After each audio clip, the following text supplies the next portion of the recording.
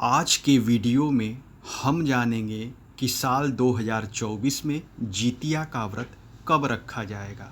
इस दिन का क्या महत्व है, इसकी पूजा विधि क्या है और जितिया व्रत में कब पानी पीना चाहिए। जितिया व्रत में क्या क्या सामग्री की आवश्यकता होती है, व्रत के दौरान क्या सावधानियां रखनी चाहिए और व्रत के नियम क्या है। जितिया के नहाय खाए दिन आपको क्या खाना चाहिए और व्रत का पारण कब और कैसे करें।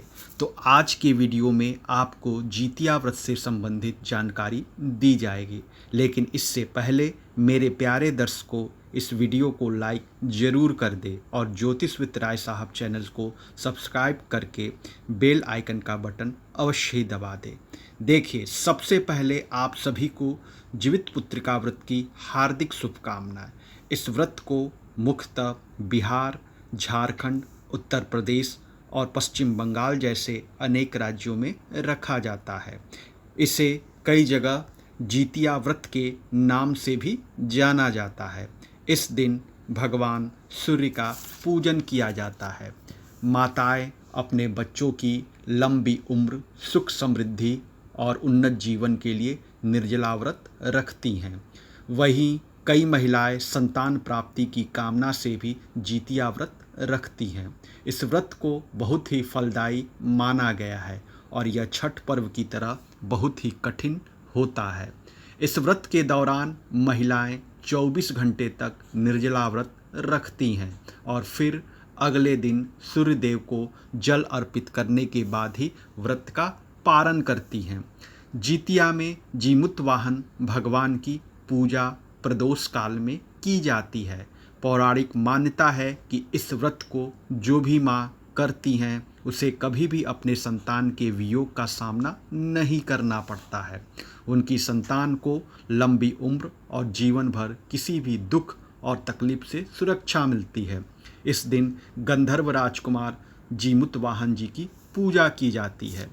ऐसी मान्यता है कि महाभारत युद्ध के समय अपने पिता के मृत्यु के बाद अश्वत्थामा बहुत नाराज हुए और क्रोध में पांडव के शिविर में घुस गए। शिविर के अंदर उस समय 5 लोग सो रहे थे। अश्वत्थामा को लगा कि वह लोग पांडव हैं और अपने पिता की मृत्यु का बदला लेने के लिए उन्होंने उन 5 बच्चों को मार डाला।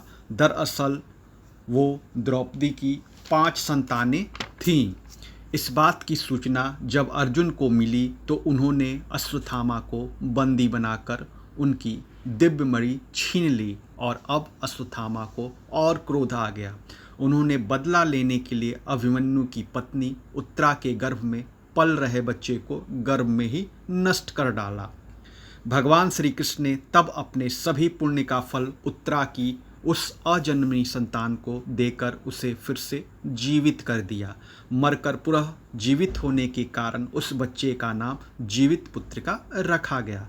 तभी तो जीवित पुत्रिका का व्रत रखने की मान्यता है। बेटा हो या बेटी आज अपने संतान के लिए इस व्रत की को रख सकती हैं जो महिलाएं। जितिया व्रत के दौरान आपको कुछ सावधानी का पालन करना चाहिए। नंबर 1, यह कठिन व्रत होता है जिसके नियम पूरे 3 दिन तक चलते हैं। नंबर 2, छठ के व्रत के तरह ही जितिया व्रत से 1 दिन पूर्व नहाए खाए किया जाता है। नंबर 4, इसमें व्रती स्नान आदि पूजा पाठ के बाद भोजन ग्रहण करती हैं और अगले दिन निर्जला उपवास रखती है।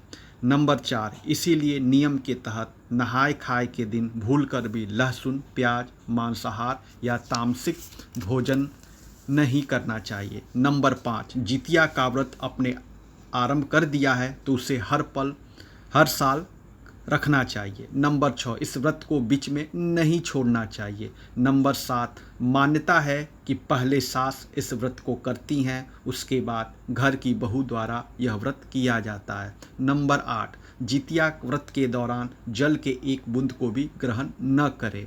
नंबर 9, इस व्रत को करने से नूनी का साग खाने की भी इस व्रत को करने में नूनी का साग खाने की भी परंपरा है। ऐसा कहा जाता है कि नूनी के साग में कैल्शियम और आयरन भरपूर मात्रा में पाया जाता है।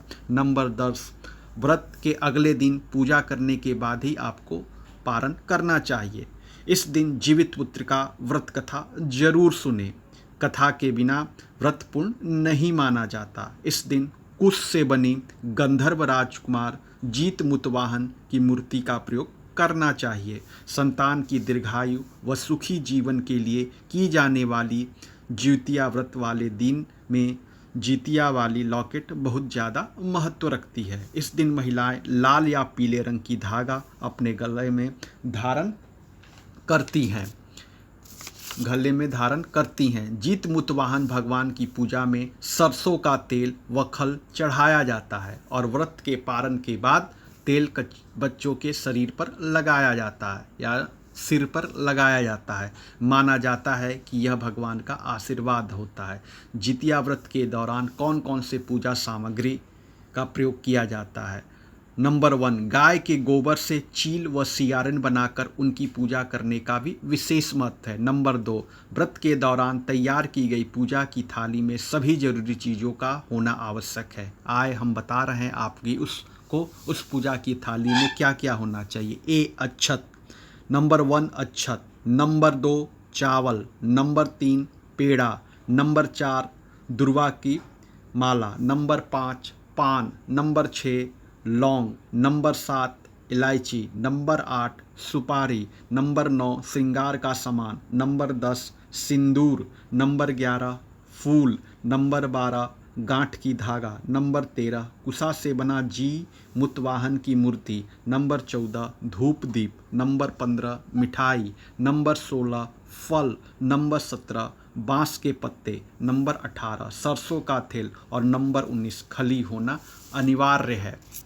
इस बार साल 2024 में नहाय खाए 24 सितंबर मंगलवार को निर्जला व्रत रखा जाएगा।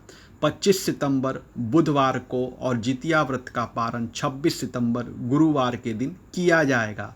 अष्टमी तिथि प्रारंभ होगी 24 सितंबर मंगलवार दोपहर 12:40 से और 25 सितंबर बुधवार दोपहर 12:11 पर तिथि समाप्त होगी। इस बार 25 सितंबर बुधवार को ही जितिया का व्रत रखा जाएगा।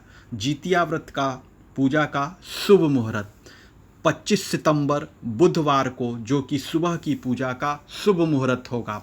सुबह 6:10 से 9:12 और शाम की पूजा का शुभ मुहूर्त शाम